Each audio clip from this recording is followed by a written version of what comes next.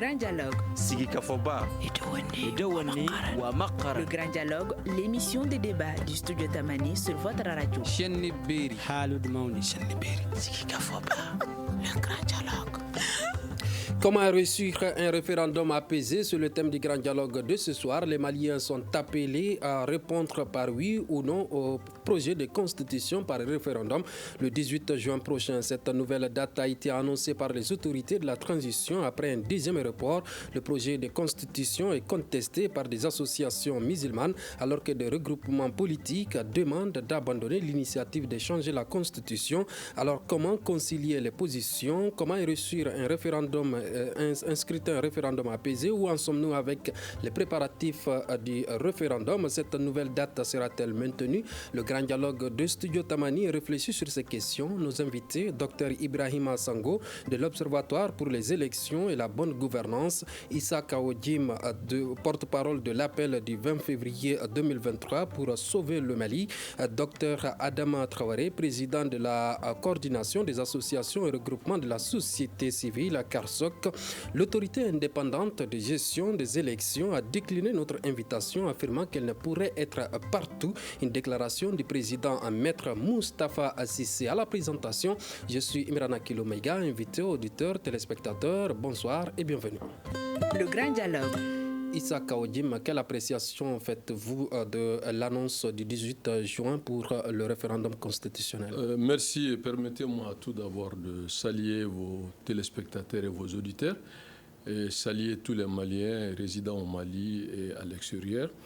C'est vrai, vous l'avez dit, l'appel du 20 février, c'est l'organisation qui regroupe des entités politiques, certains composants de la société civile, des magistrats, des personnalités indépendantes, mais aussi qui partagent une démarche commune et qui n'est autre que le respect de la Constitution en vigueur et le respect des engagements pris par les autorités de la tradition de faire des élections pour que nous puissions retourner à l'ordre constitutionnel. Et malheureusement, beaucoup de nos concitoyens, ne maîtrisant pas la langue de Molière, n'ont pas souvent la maîtrise des aspects techniques. On a l'impression qu'on s'oppose à quelque chose qui a été demandé par le peuple. Donc je pense que le débat, on va en venir, mais notre raison d'être, c'est tout simplement la Constitution qui est en vigueur et la charte, et que sur cette Constitution et charte que le président de transition a juré devant le peuple malien de respecter la Constitution et la charte.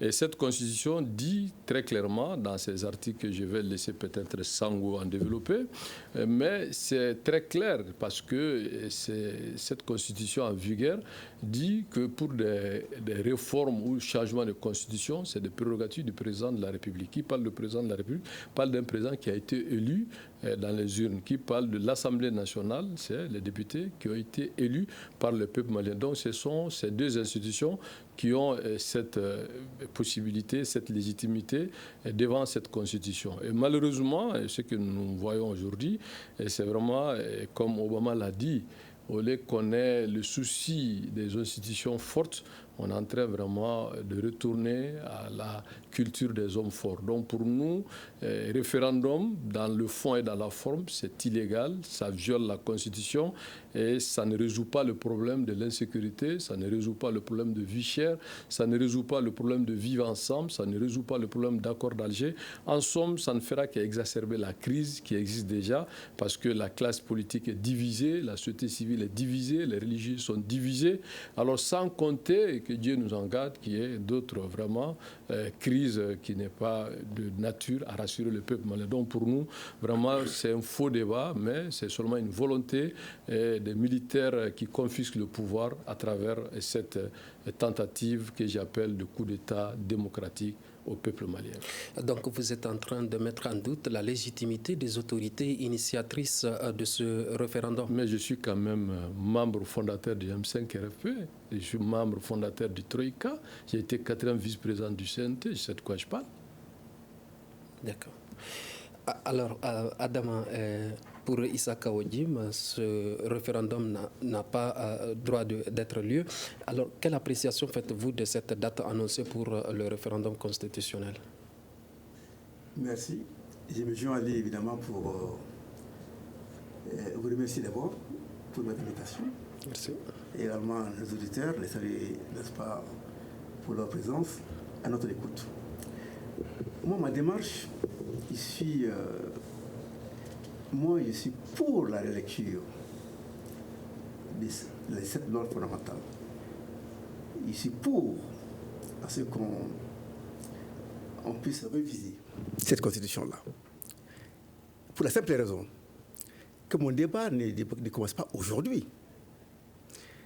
Mon combat et mon débat, je l'ai commencé depuis les premières heures de l'élection de la femme Kounaré à la magistrature suprême. Car je vais vous dire, cette constitution 92 dont on parle, je suis le père de cette constitution. C'est moi qui l'ai rédigée avec Maître Damba Traoré, Malamine Traoré, avant qu'on aille à l'Assemblée nationale pour la préparation des constitutions nationales. Je suis le père de la Constitution 92. Et je sais ce qu'on a mis là-dedans. Évidemment, sur la demande de M. Damba, nous avons pris la Constitution 58. Nous avons plagié.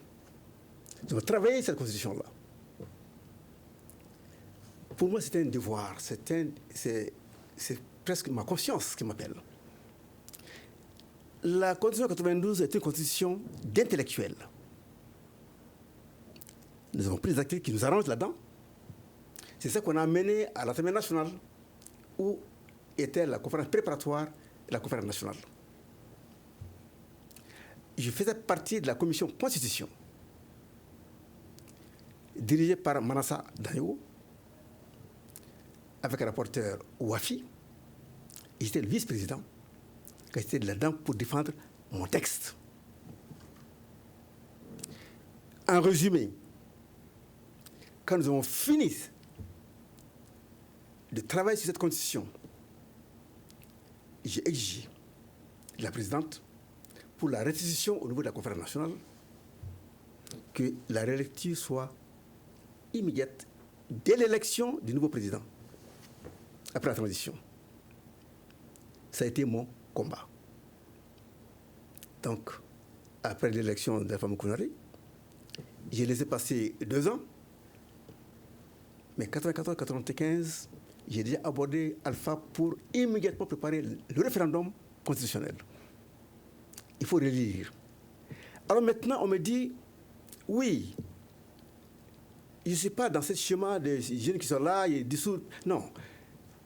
C'est une transition qui a à faire cette constitution-là. L'Assemblée était dissoute. Il n'y a pas de député. Ça, c'est clair. Nous avons adopté cette constitution en salle. Il n'y a pas de référendum. Mais c'est bien une transition qui a préparé cette constitution-là. Le peuple, dans son immensité, n'a pas été consulté. Je le dis haut et fort. Car je suis l'élément clé de cette constitution. Et je sais de quoi je parle là. Donc mon combat aujourd'hui, je suis en train de je me suis battu pour ça. En résumé, Alpha Kounaré, il m'a dit, ces premières 5 années-là, Adama, je ne peux pas. Tu as tout vu. Tu fais partie de l'opposition. Je vous ai appelé dans mon gouvernement. Vous avez tous quitté. La gestion, c'est la gestion Adema. C'est 5 premières années. Ce n'est pas facile pour moi. Mais, je vais prétendre à un second mandat. La loi me le permet. Si je suis réélu, en ce moment, je mettrai tout en œuvre pour qu'on puisse relire suivant ce qui a été décidé à la Conférence nationale. D'accord. Donc vous êtes en train de dire que même si vous êtes pour la relecture de cette constitution, vous êtes en train de dire que si cette constitution est validée par le peuple malien, doit être révisée par le président qui sera élu démocratiquement? Oui, non, je vais dire simplement, aujourd'hui, on est en train de les mettre en cause parce qu'on dit que ceux qui sont là, ils n'ont pas élu, ils ne sont pas élus, ils ne sont pas des députés. Il dit, mais nous, on l'a fait, nous, on n'était pas de députés là. Nous, on a fait la Constitution 90, il n'y avait pas de députés. L'Assemblée était dissoute. Vous avez dit, après cela, vous avez demandé au président... J'ai demandé au président maintenant de faire un référendum. De faire un référendum pour relire les textes. Pour un référendum maintenant pour relire cette Constitution 92. Qui pose problème. Depuis, vous le savez? Je l'ai conçu. Il faut être honnête avec moi et avec le peuple. Ce que je veux dire simplement, Alpha a eu des difficultés. Parce qu'en 1997, donc il était réélu. Quand il a voulu mettre en pratique maintenant pour le référendum, je sais ce qui s'est passé. Ibn Bokar qui était Premier ministre, président, n'est-ce pas, président pratiquement de l'ADIMA, c'est-à-dire un produit, n'est-ce pas, d'Alpha. Ibn avait pensé qu'Alpha était là, maintenant il voulait tripatouiller maintenant pour se maintenir. D'accord. Mais pour vous, est-ce que cette nouvelle constitution va être acceptée par le peuple malien le 18 juin prochain? Et moi, je suis dans mon débat. Accepter, pas accepter, j'ai dit simplement, c'est que le produit que j'ai donné à la nation malienne, on l'a fait en intellectuel. On ne les a pas consultés. On a adopté une constitution dans une salle au CCB. Oui, je parle de cette nouvelle constitution. Maintenant, la nouvelle constitution actuelle, oui, c'est un débat. Il y a eu des assises nationales ici au Mali. Tous ceux qui sont là, même Jim était membre, n'est-ce pas, il a assisté aux assises. C'était une formulation au niveau des assises. Et ensemble, vous avez accepté aux assises nationales. C'est les termes de l'assise qui l'ont dit. Donc, on est en train, c'était marche arrière. Moi, je suis dans mon élément. J'ai demandé depuis plus d'une dizaine d'années de relire cette constitution. Mon débat, c'est à ce niveau. Et cette constitution doit être relue. D'accord. Cette constitution doit être relue. Docteur, est-ce que sommes-nous prêts ou nous serons prêts avant le 18 juin? Bon, merci beaucoup. Je salue les auditeurs, les téléspectateurs. Est-ce que nous serons prêts pour le 18? C'est une question. C'est une question importante et cruciale. Parce que si on se réfère d'abord, je voudrais faire un petit rappel par rapport à la Constitution de 92. La Constitution de 92, actuellement, elle a été violée par tout le monde. Elle a été violée par les partis politiques, elle a été violée par l'armée. Parce que si on voit les dispositions de la Constitution de 92, le mandat des députés, par exemple, c'est de 5 ans. En 2018, le mandat des députés a été prolongé de 6 mois, de 9 mois une première fois, de 6 mois une première fois, après de 9 mois une deuxième fois. Ça, c'est une violation de la Constitution que les partis politiques de l'époque, majorité opposition, ont opéré. Quand on voit le Haut Conseil des collectivités territoriales, le mandat est de 5 ans dans la Constitution. Mais depuis 2012, ils sont là sans renouvellement de mandat. Donc la Constitution a été violée. Quand on voit le coup d'État qui a fait que le 18 août 2020 contre ATT, contre IBK, pardon, c'est une violation de la Constitution. Et les autorités actuelles sont dans la violation de la Constitution de 92. Maintenant, est-ce qu'il faudrait faire une nouvelle Constitution? Aujourd'hui, ils disent une nouvelle constitution. Parce que si on prend les dispositions de la Constitution de 92, on ne peut pas relire la Constitution sans président légitimement élu, sans député à l'Assemblée nationale. Maintenant, les autorités de la transition disent qu'on veut une nouvelle Constitution. Mais quand on voit le texte même, c'est donc une relecture de la Constitution de 92, avec des améliorations. Pour nous, il y a beaucoup d'améliorations dans le projet de Constitution. Il y en a beaucoup. Est-ce qu'on peut tenir le 18 juin? Ça pose des problèmes. Parce qu'à un mois du référendum, parce qu'aujourd'hui, le référendum va se dérouler en 2 étapes. Le 11 juin, les forces armées de sécurité vont voter. Après, le 18 juin, les civils vont voter. Est-ce qu'aujourd'hui, il y a un fichier d'état civil pour les militaires et un fichier d'état civil pour les civils? À ce moment où je vous parle, personne n'a connaissance de ça. Donc, on ne sait pas. Donc, vous, en tant qu'observateur, vous n'avez pas connaissance de ça. Nous sommes aujourd'hui le 8. On est le 8. Est-ce que dans le 11 juin, il y aura un fichier d'état civil uniquement pour les civils, pour que les civils puissent voter le 11 juin, et le 18 juin, un fichier d'état civil, un fichier électoral. Je parle du fichier électoral. Le fichier électoral pour les militaires, fichier électoral pour les civils, ça n'existe pas. Parce que si on voit, jusqu'à de 92 à aujourd'hui, c'est le fichier électoral qui comprend et les militaires et les civils. Donc il n'y a pas de fichier électoral distinct pour les militaires, fichier électoral distinct pour les civils. Ça, c'est un premier défi. Le deuxième défi, c'est les cartes nationales d'identité biométrique. Aujourd'hui, la loi a été modifiée en mars, la loi de 2022, de juin 2022, qui n'a même pas servi d'élection d'abord, a été modifiée le 13 mars 2023 pour dire désormais c'est les cartes nationales d'identité biométrique. Donc désormais dans les bureaux de vote, il n'y aura plus de cartes d'électeurs. Les cartes d'électeurs ne seront plus dans les bureaux de vote. Les cartes d'électeurs ont été supprimées. Or, si on voit la production des cartes nationales d'identité biométrique sécurisées, sur 20 millions de Maliens, on n'a pas d'abord 2 millions de cartes produites et distribuées. C'est à Bamako seulement qu'il y a la distribution, sinon dans les régions, il n'y a aucune distribution. Donc à un mois de référendum, il n'y a pas de carte nationale d'identité biométrique pour les Maliens. Encore moins pour les 8 millions d'électeurs qui doivent aller voter. Donc ça, c'est un défi.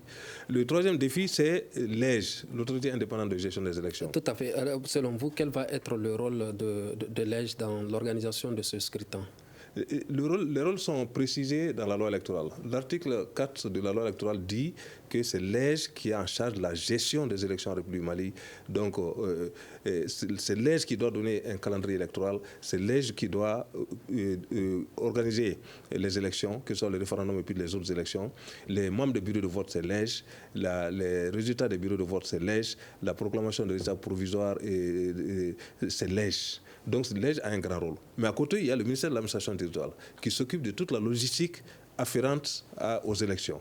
Donc aujourd'hui, l'EGE n'est pas installé sur l'ensemble du territoire national. Même à Bamako, l'EGE n'est pas installé. Parce que qu'est-ce qui s'est passé? Le président de l'EGE a demandé au ministère de l'administration territoriale de procéder à la désignation des membres au niveau des régions, des sectes, des communes, des ambassades et des consulats. Et après, les membres de l'EGE vont passer pour formaliser. Et à un mois du référendum, l'EGE n'a pas encore formalisé l'installation de ces démembrements au niveau des régions, des communes, des cercles. Et cela aussi pose problème. Parce que c'est l'EGE qui doit organiser les élections. C'est l'EGE qui doit constituer les bureaux de vote. C'est l'EGE qui doit proclamer les résultats. C'est l'EGE qui doit compter les voix. Les opérations de vote, c'est l'EGE. Donc ça aussi, c'est un troisième défi par rapport à la date du 18 juin 2023. D'accord. Est-ce que l'EGE a-t-elle été consultée par les autorités de la transition avant de fixer la date du 18 juin? Si on se réfère à la loi électorale, l'EGE n'a pas besoin d'être consulté. C'est l'article 148 de la loi électorale qui dit comment le référendum est convoqué. Et c'est un décret pris en Conseil des ministres au moins un mois avant la date du référendum qui convoque le référendum. Et c'est ça. Donc l'EGE n'a aucun rôle à jouer. Maintenant, l'EGE doit se tenir prête pour organiser concrètement les élections sur le terrain. Et pour ça, aujourd'hui, l'EGE n'est pas prête, à notre avis. Issa Kaoudim, votre organisation envisage d'aller en justice contre le référendum pour l'annulation, pour demander l'annulation du référendum. Pourquoi? Pour quelles raisons? Avant de répondre, je crois que je vais juste rebondir à une partie de propos de l'honorable doyen. Ce qu'il a dit, effectivement, il n'est pas doyen pour rien, mais sauf que j'aimerais attirer son attention qu'en 92 qu'il fait allusion, c'est que les écrits existent, même si à l'époque on n'était pas dirigeant à l'époque, on était manifestant. D'abord, quand les militaires amenés par Amadou Toumani Touré ont arrêté Moussa Traoré avec les Burus et Anatole et autres, ils ont fait ce qu'on appelle le correspondant aujourd'hui, qu'on appelle CTSP, qui a géré un peu la transition. Mais avant même ça, ils ont dissous, les militaires de l'époque ont dissous les institutions et ont suspendu la Constitution. Donc il y a eu ce qu'on appelle la loi fondamentale qui a géré la transition.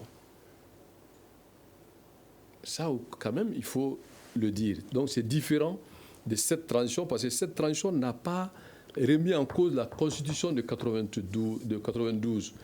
Mieux, le porte-parole du CNSP, l'actuel chef colonel qui sont aux affaires, ont eu à dire qu'ils respectent tous les engagements du peuple malien devant la communauté internationale. Et donc, y compris l'accord d'Alger. C'est pour dire que c'est une question de fond, parce qu'ils n'ont pas respecté la parole donnée, c'est ça la vérité, Sango a eu à dire. Maintenant, est-ce qu'on va continuer à violer la Constitution? Parce que si on va dans ce cas de figure, avant de répondre à votre question, c'est qu'aujourd'hui, ceux qui sont en train de violer la Constitution pour faire ce qu'ils veulent, que Dieu nous en garde, le jour qu'ils ne sont pas là, d'autres aussi vont venir violer la même chose. Et donc, on va retourner et dire que bon, eux-mêmes, ils ont violé. C'est ça le problème de faire une loi qui n'est pas dans une logique impersonnelle. On fait une loi pour des générations, voire même des siècles. Les ajustements, les réformes peuvent se faire. Mais quand on fait des lois, à fortiori une constitution, à l'image des hommes forts du moment, je pense que c'est très grave pour la démocratie. On fait un choix qu'on n'est plus dans la démocratie et ce qu'on veut faire, qu'on dit ça clairement au peuple. Donc c'est ce que je voulais dire avant de répondre à votre question. Vous dites que pourquoi vous voulez saisir la justice. Oui, mais parce qu'on ne peut pas, nous, d'abord, notre regroupement n'est pas un regroupement politique. Si c'était politique, on va dire, bon, c'est un moyen politique de les affaiblir. Non. Nous avons des revendications politiques, mais nous ne sommes pas un regroupement politique dans le sens de s'opposer à la transition. Mais il y a des partis politiques, mais bien sûr, je l'ai dit dans mon introduction. Il y a des partis politiques, il y a une partie de société civile, il y a des magistrats, il y a d'autres personnalités indépendantes, mais notre revendication, c'est sur 2 points. De respecter la Constitution en vigueur parce que cette démarche viole la procédure devant elle. 2, de faire en sorte qu'il y ait des élections. Et donc, si on fait des élections et qu'on renonce à la Constitution, maintenant, tout le monde peut faire campagne. Si je suis élu, je fais une nouvelle Constitution. En ce moment, si le peuple est d'accord, va voter pour ce candidat. Mais aujourd'hui, cette Constitution qui est imposée, quelle garantie avons-nous que le président, parce que même cette question n'est pas tranchée, est-ce que le président de transition, parce que la manière dont nous voyons les choses, c'est comme s'il crée cette constitution pour que lui puisse être candidat. Et quelle crise encore ça va engendrer? Je ne le souhaite pas, il n'a pas dit, mais nous voyons un peu les prémices. Et si même tel le cas que les élections soient civiles, mais le président qui est venu n'est pas tenu à respecter cette constitution, elle peut remettre ça en cause. Donc du coup, on n'est pas sorti de l'affaire. Ce qui est bon, c'est de laisser l'initiative au président élu. Maintenant, cette constitution qu'on propose, disant qu'il y a des avancées, mais ça fait du président plus qu'un monarque. Alors mais à quel titre votre organisation décide de saisir la justice pour annulation du référendum? Je vais en venir, parce que cette organisation ne peut que agir légalement. Si vous dénoncez l'illégalité, vous ne pouvez pas agir dans l'illégalité. Parce que nous allons saisir ce décret-là devant des juridictions administratives, au-delà, même s'il faut aller au-delà. Ça aussi, c'est une procédure de droit, de dire que voilà, ils ont violé. Et nous prenons l'opinion à témoin national et international. Maintenant, nous savons très bien comment ça se passe, mais cela est une procédure légale de dire qu'on n'est pas d'accord et que ce décret-là, on l'attaque devant la justice. Nous avons vu les magistrats attaquer ici un décret. Les magistrats eux-mêmes, qui sont les techniciens du droit. Mais on a vu le résultat, on a outrepassé pour aller. Donc, mais c'est juste qu'il faut réunir suffisamment de preuves pour montrer la vraie nature de cette transition. Donc, au-delà de ça, nous allons aussi mener d'autres actions citoyennes et pour montrer à l'opinion nationale et internationale que ce n'est pas la voie de sortie de crise. Donc, nous sommes dans notre rôle, l'appel du 20 février, pour aller à ce combat démocratique et républicain tout en restant pacifique et en les amenant devant les juridictions compétentes en la matière pour dire que ce décret qui convoque ce référendum est illégal. Vous faites ça au nom de qui? Au nom du peuple? Au nom ou bien au nom de votre organisation? Ils ne font pas au nom du peuple, ils ne sont pas élus, ils font au nom des armes qu'ils ont. Avez-vous la légitimité d'aller saisir? Votre organisation a-t-elle la légitimité d'aller saisir? Si tout citoyen peut aller devant la cour administrative, parce que n'oubliez pas quand même que nous avons des magistrats chevronnés en notre sein. Cette question ne se pose pas, ce n'est pas seulement des Mais avez-vous consulté le peuple? Non, est-ce qu'ils ont consulté le peuple? Parce que le peuple, c'est les urnes. Et là, quand ils sont venus, ils ont dit qu'ils ont parachevé la lutte. Cette lutte-là, j'étais membre fondateur. Mais une lutte parachevée ne parlait pas d'une nouvelle constitution. Les écrits existent. Maintenant, on nous a amenés dans d'autres logiques aujourd'hui. C'est ça la vérité. Parce que ce qui pouvait être que je pouvais être d'accord, il fallait trouver cette période de transition, proposer des réformes constitutionnelles qui n'allaient pas remettre en cause la Constitution. On peut faire beaucoup de réformes dans une Constitution. Même quand vous regardez les préambules de cette nouvelle Constitution, beaucoup de dispositions en réalité sont retirées de l'ancienne Constitution. Sauf que on fait le président plus que monarque. Alors que l'autre constitution était semi-présidentielle. Selon vous, ce projet de constitution déjà acté par le peuple malien a-t-il... Lequel est acté par le peuple Vous parlez de 92 ou bien... Non, actuel. Qui l'a acté? Ce projet par le peuple malien. Non, comment vous pouvez vous dire peuple malien? Vous fondez sur quoi pour dire peuple malien? Est-ce que ce projet... Je veux que vous rectifiez d'abord votre formulation. D'accord. Est-ce que, selon vous, ce projet a-t-il la chance de passer à ce... Elle est déjà un projet mort-né. Parce que d'abord, vous voyez, une constitution, ce n'est pas pour un homme ou pour un régime. Une constitution, c'est pour des générations. Une constitution, c'est pour des visions politiques, économiques, culturelles, sociétales. Et regardez aujourd'hui, sans même qu'on aille au référendum, les difficultés techniques ont été tellement subtilement expliquées par Senghor, qui, un technicien vient de dire que pratiquement c'est quasi nul pour réussir une bonne opération de ces élections-là. Deuxièmement, le facteur insécurité n'a même pas été évoqué. Au-delà de ça, est-ce que ceux qui ont dit qu'ils ne sont pas dans l'accord, qui ne sont pas dans cette condition, c'est-à-dire que les accords d'Alger sont quand même des parties composantes du peuple malien. Et même ils ont dit qu'ils ne se reconnaissent pas dans cette constitution. Il y a une partie des religieux qui ne se reconnaissent pas. Il y a l'appel du 20 février qui ne se reconnaissent pas. Et tout ça, si vous passez en force, ça va résister pour combien de temps? Alors qu'une constitution, même si ça ne fait pas l'unanimité, doit respecter des principes fondamentaux.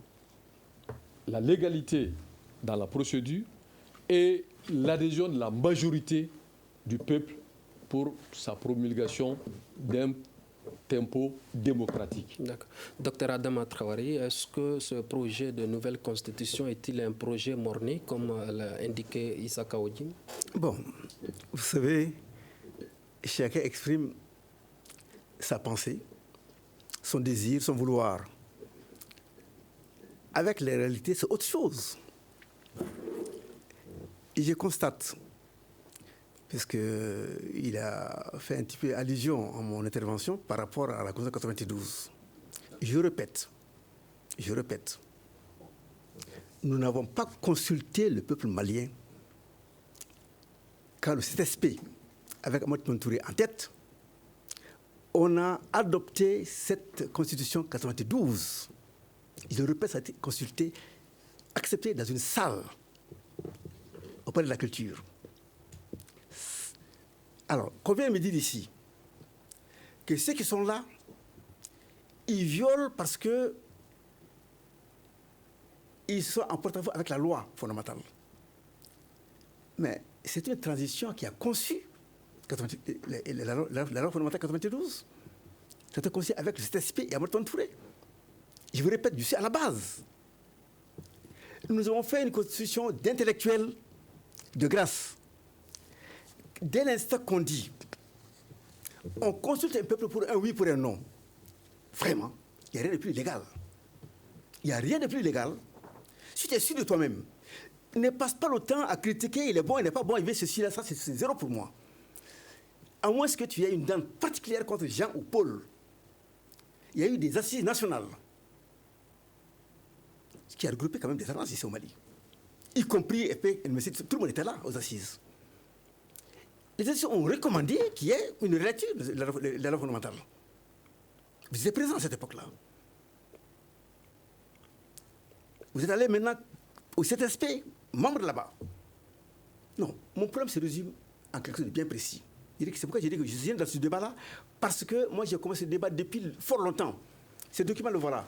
Je l'ai écrit à Ahmed Touré pour qu'il fasse immédiatement la lecture de la loi fondamentale. Il l'a fait avec Alpha, il était président. Il l'a fait avec Ahmed Touré, président. Je sais ce que j'ai comme problème. Alors, je vais dire simplement, dès l'instant qu'ils veulent consulter le peuple, vraiment, de grâce, qu'on soit suffisamment honnête, intelligent pour dire que c'est le peuple qui est consulté, c'est le peuple qui doit se prononcer pour dire je suis d'accord ou je ne suis pas d'accord. Il est inutile en ce moment-là de mettre en exergue dans une position de gens ou de Paul, il veut se présenter, il ne va pas se présenter. Ce n'est pas mon problème à moi.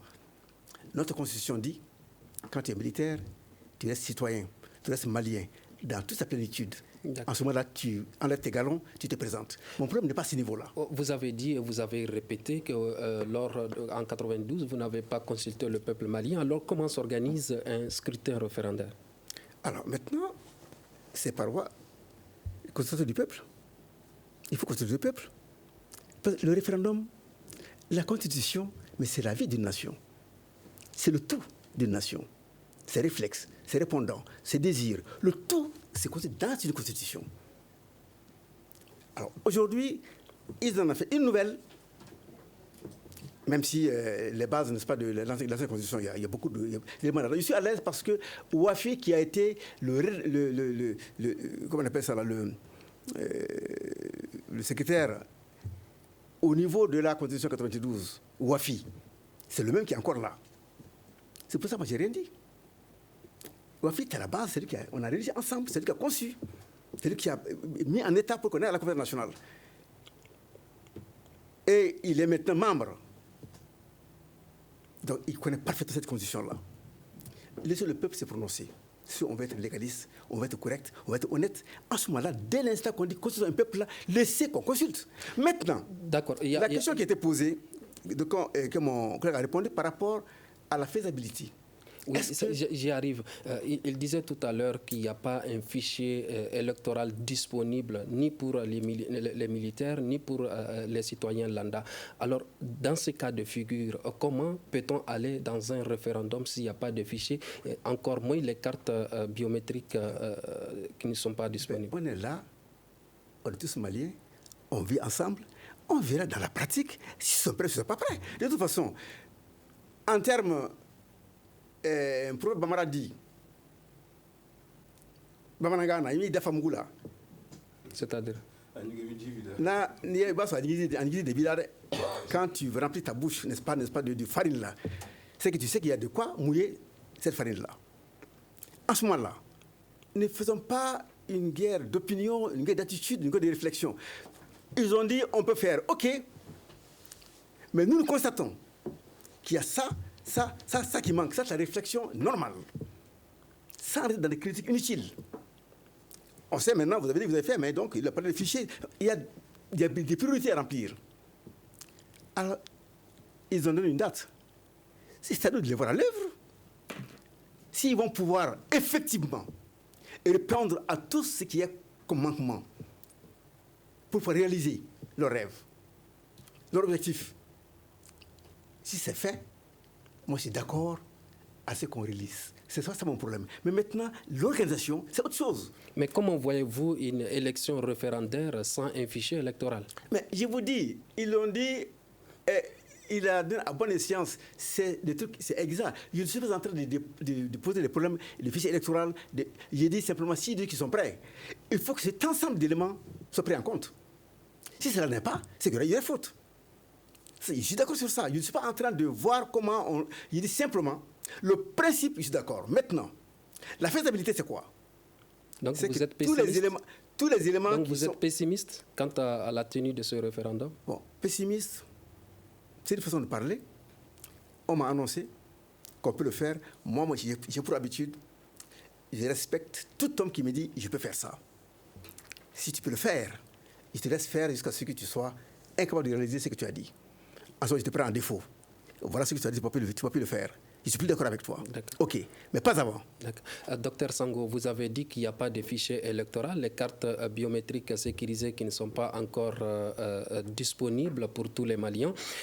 À ce stade, qu'est-ce qui est fait réellement pour aller à cette élection référendaire? Bon, je voudrais préciser, je n'ai pas dit qu'il n'y a pas de carte de fichier électoral. Hein. J'ai dit qu'il n'y a pas de fichier électoral distinct pour les militaires et de fichier électoral distinct pour les civils. Il y a un fichier électoral qui englobe et les militaires et les civils. Donc, il y a bien un fichier électoral pour voter. Maintenant, c'est ça. C'est-à-dire qu'à l'heure d'aujourd'hui, le ministère de l'administration territoriale et l'EJ doivent édifier les Maliens. Ils ont donné une date. Et tout comme en 92, où il y a eu le référendum en janvier et puis la promulgation de la Constitution en février, et cette année, on a prévu que le référendum va se tenir en juin. Si le référendum doit se tenir en juin, il y a une période pour la campagne électorale. C'est-à-dire que ceux qui disent qu'ils ne sont pas d'accord avec le nouveau projet de constitution, ils ont entre le 2 juin et le 16 juin pour battre campagne, pour dire à tous les Maliens ne votez pas. Ça, c'est les dispositions légales. Et ceux qui veulent que le projet de constitution passe, ils ont entre le 2 juin et le 16 juin pour dire aux Maliens votez. Mais dans l'immédiat, ce dont on a besoin, pour moi, c'est la vulgarisation du projet de constitution. Et dans toutes les langues nationales. Parce que quand on voit le Mali, c'est 17% de francophones. Les 83%, c'est les langues nationales. Donc, et les Maliens évoluent dans les langues nationales, que ce soit le Bambara, le Soninké, le Dogon, etc. Donc, c'est les langues nationales. Et ce projet de constitution doit être traduit dans les langues nationales pour que les populations puissent le savoir. Ça, c'est un aspect très important en termes de vulgarisation du projet de constitution.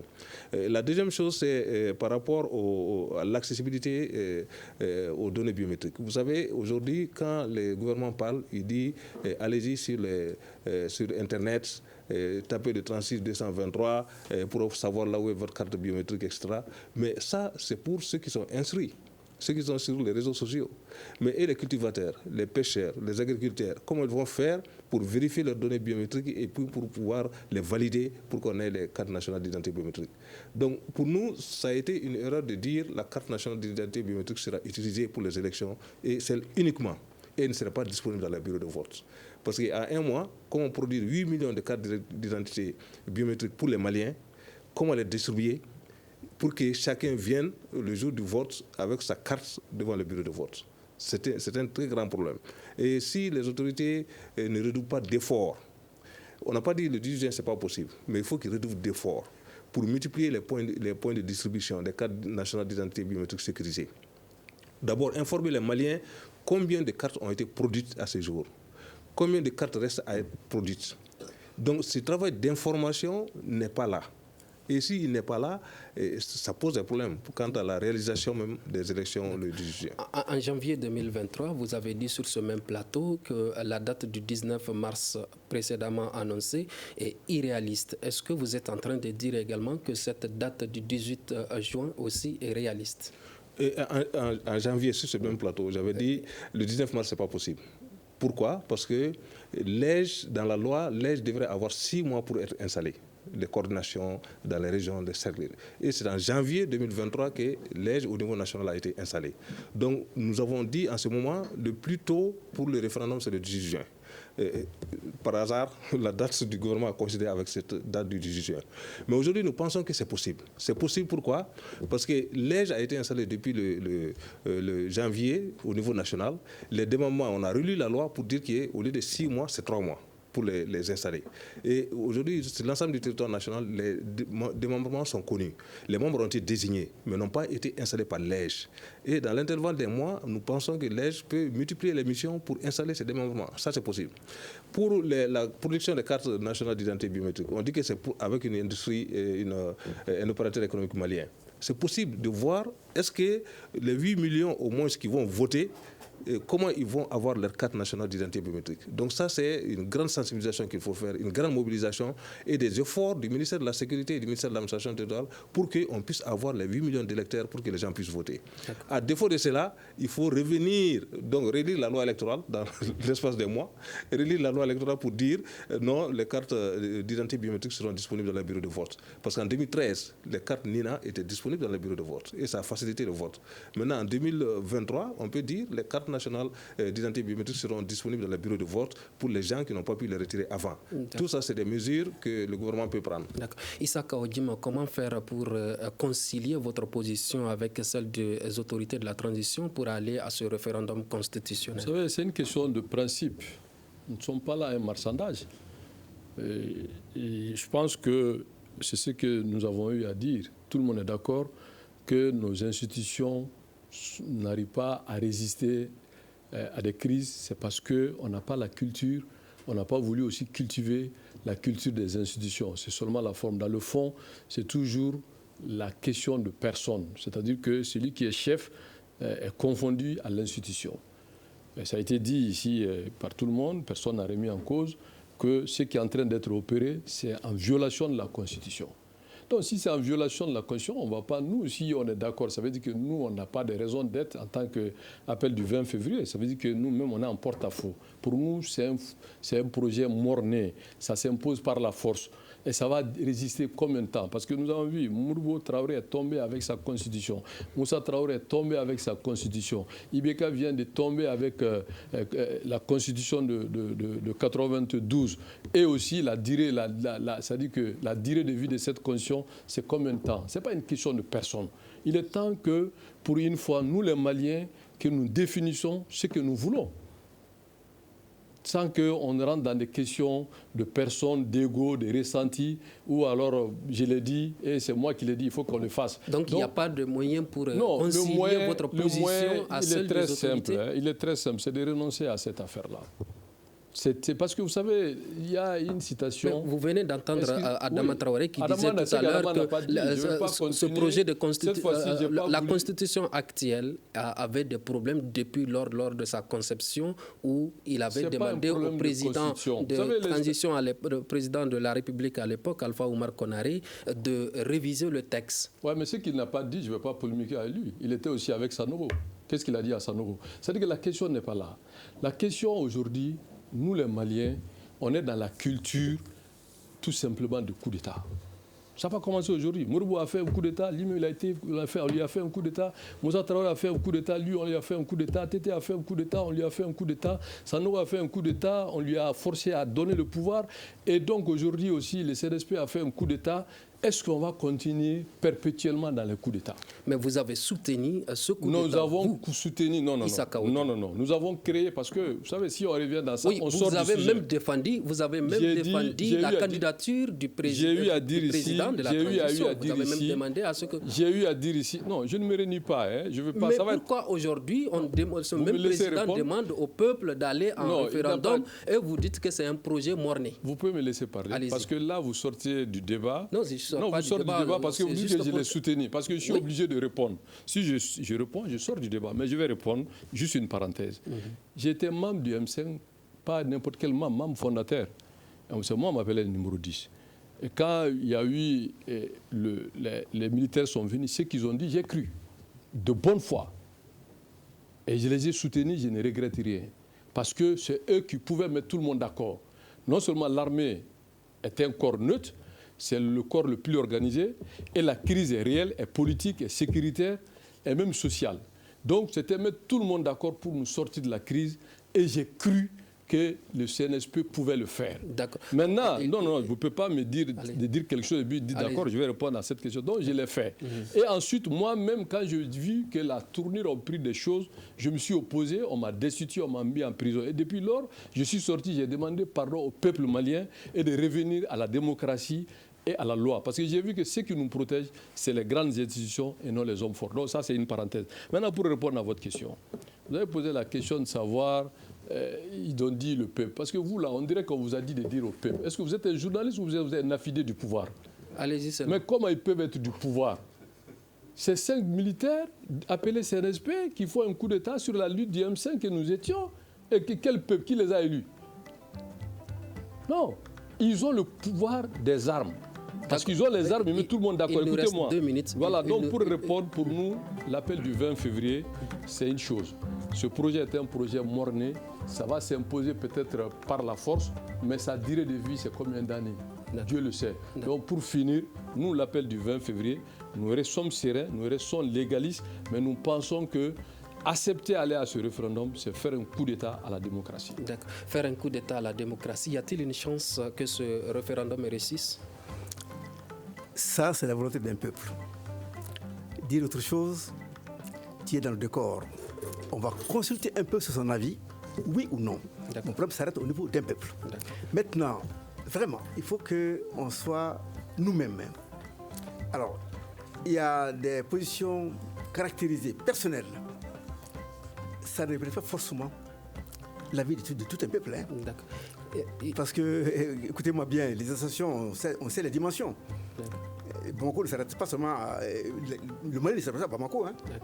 D'accord. En 30 secondes, dites-nous, est-ce qu'il y a une chance que ce référendum réussisse? Bon, je pense que ce référendum réussit. Si le gouvernement s'y met, si l'aide s'y met, on peut dire que le référendum va réussir. Parce que ça dépend de la vulgarisation du texte. Parce que si le peuple comprend le texte, il va aller en faveur du texte. Mais si le peuple ne comprend pas, il ne va pas aller en faveur du texte. Il y a des défis techniques à relever. Il y a aussi la vulgarisation qu'il faut faire dans toutes les langues nationales. D'accord, il y a des défis à relever et des vulgarisations à faire. Merci. C'est sur ce mot de Dr Ibrahima Sango que se referme ce grand dialogue qui réfléchissait comment réussir un référendum apaisé. Nous étions avec Dr Ibrahima Sango de l'Observatoire pour les élections et la bonne gouvernance, Issa Kaodjim, porte-parole de l'appel du 20 février 2023 pour sauver le Mali, et Dr Adama Traoré, président de la coordination des associations et regroupements de la société civile, CARSOC. À la présentation, je suis Imrana Kilo Maïga. Ce débat a été coordonné par Sekou Gadjigo. Merci de l'avoir suivi. À demain pour un autre débat.